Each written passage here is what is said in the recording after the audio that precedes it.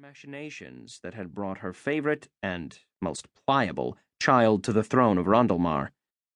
With a serene face and simple taste in clothing, she was outwardly the picture of a devout and matronly woman.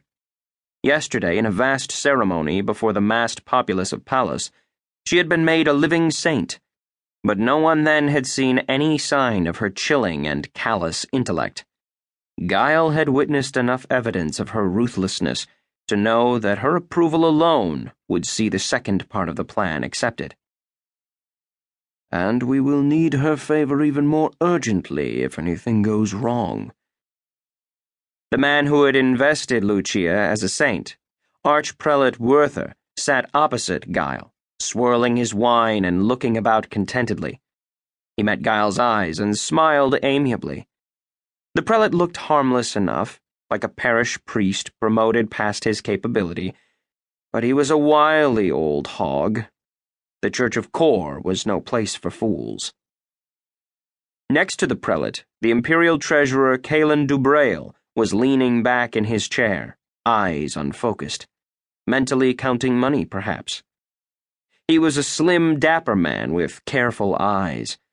He'd been appointed treasurer following the ascension of the emperor. His analytical mind and head for the gold that flowed through the coffers of Urta's mightiest state made him perfect for the job. Guile had no love for either of the two men talking in the corner. When his homeland had revolted against the Empire 18 years ago, he and Belonius Vult had been part of that rebellion. Cultus Corian and Tomas Batillan had been the generals who'd eventually crushed the uprising. And now here they all were, part of a fresh conspiracy, the Noros revolt forgotten. Except it wasn't. Not really. You didn't forget things like that, no matter how many years had passed. Cultus Corian looked like a hero, and was, to the man on the street. His pale hair was swept back from a strong face, framing steely eyes and a jutting jaw. His combative manner only heightened the heroic illusion. The man with him, burly, uncouth Tomas Batillan, swilled wine as he tapped Corian on the chest, making some point. Neither will like the next part of the plan, Guile thought. He rubbed his thumb and forefinger together, invoked his gnosis, and bled a little heat into his red wine to combat the chill in the room. All eyes went to him as he did it. Everyone else was a pure-blood mage and highly sensitive to any use of the gnosis. He opened his hand, palm up, to indicate that what he'd done was no threat. Mater Imperia Lucia inclined her head to him gracefully, then called to the two military men. Cultus? Tomas? I believe Master Vult is ready. We await your attention.